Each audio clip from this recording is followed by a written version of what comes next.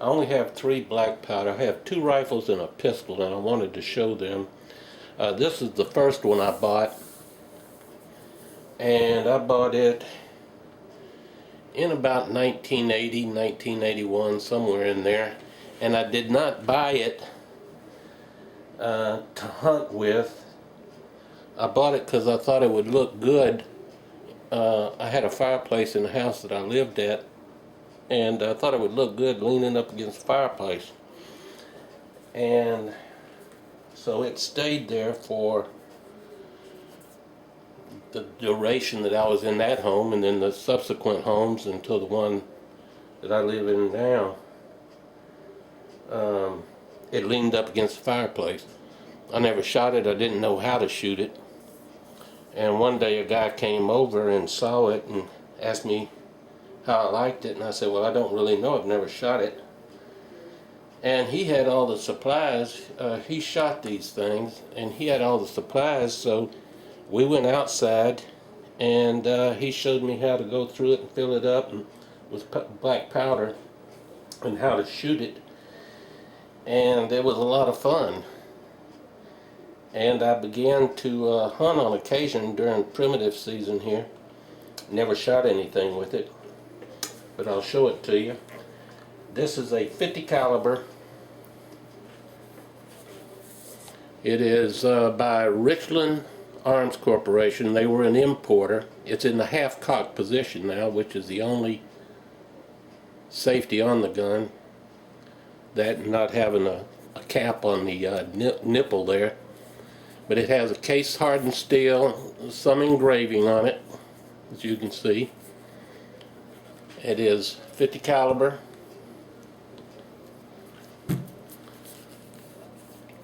Says so right there on the barrel. 50 caliber. It was imported by Richland Arms Corporation in Blissfield. I think it's Blissfield. Yes, Blissfield, Michigan. They've since gone out of business. They went out of business in 1986. It has a solid brass butt plate. This little compartment here is where you would keep a cleaning jag, extra buffalo balls, patches for loading or cleaning. Neat little gun. Pretty little gun. It was not this dark. The stock was not this dark when I first bought it. But this walnut stock has taken on a nice patina from years and years of just sitting. It's got a Monte Carlo type stock, as you can see right there. You place your cheek right along here, and it's extremely accurate. I'm going to say up to about 75 yards from me, and in the proper hands, I'm sure it'd be accurate out to about 100. I'm sure there's some of you that know more about this type weapon out there. I call this a Hawken. I don't know if it's not a Kentucky, because the stock, doesn't run all the way to the end of the barrel. So I call it a Hawken. Now if I'm wrong, somebody correct me. It has an adjustable sight for windage and elevation, and a fixed blade in the front that is dovetailed into the weapon.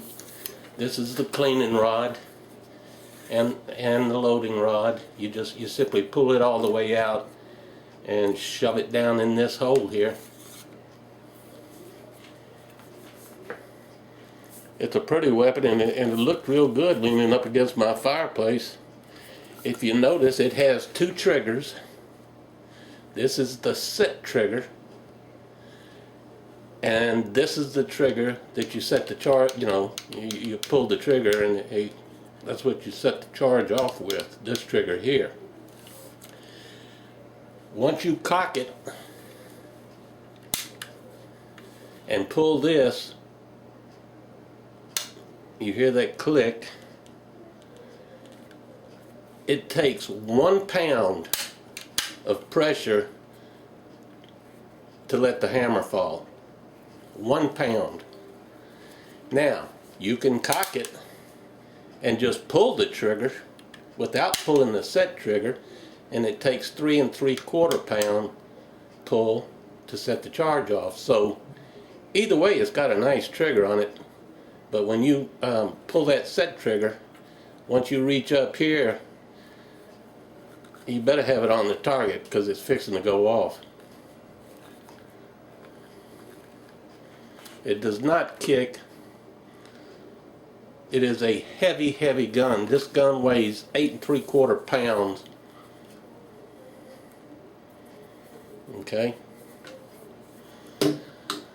Quickly, what you would do is you fill this powder flask with powder. These are your number 11 percussion caps. It's a small cap like you would load in a shotgun shell, and you place that cap on the top of this nipple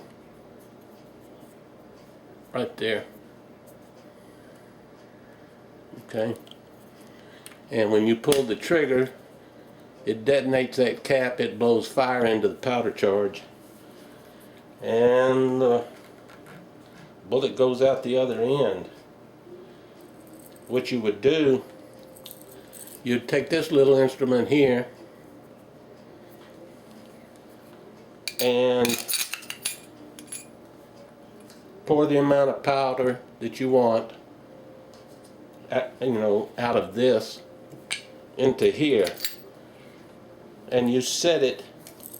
It's got a gauge on there, and you can set that. In this particular case, it's 100 grains, but you can set it wherever you want it.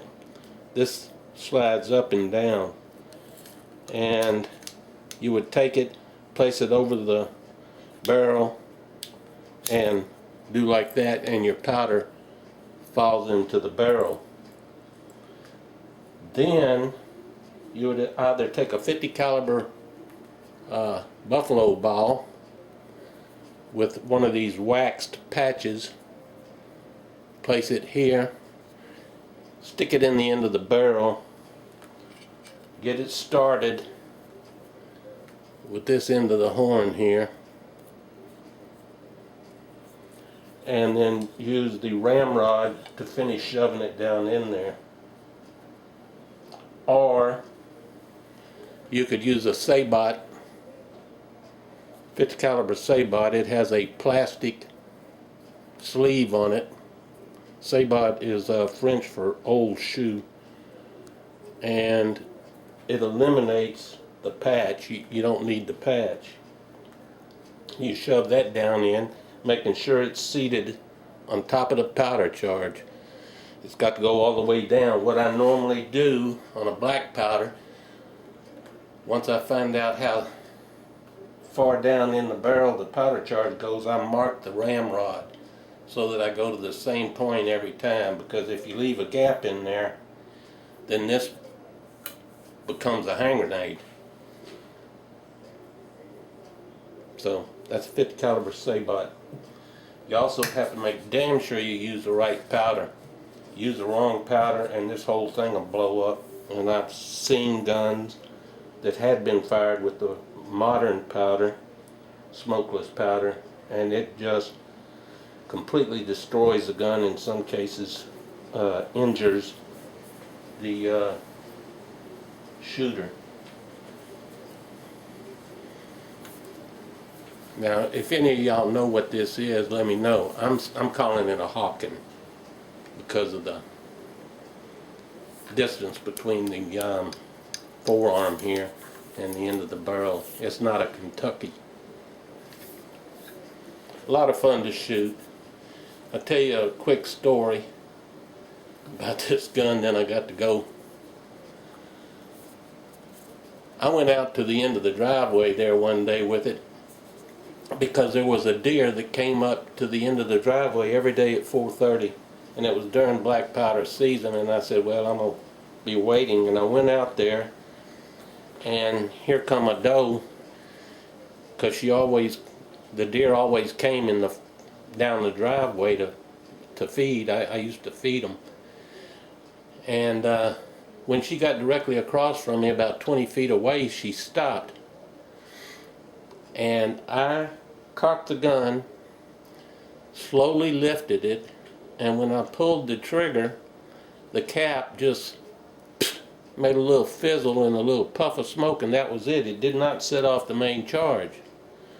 I only brought one cap with me because I thought that's all I'd need. You're not going to get a chance to reload this thing while deer stands there.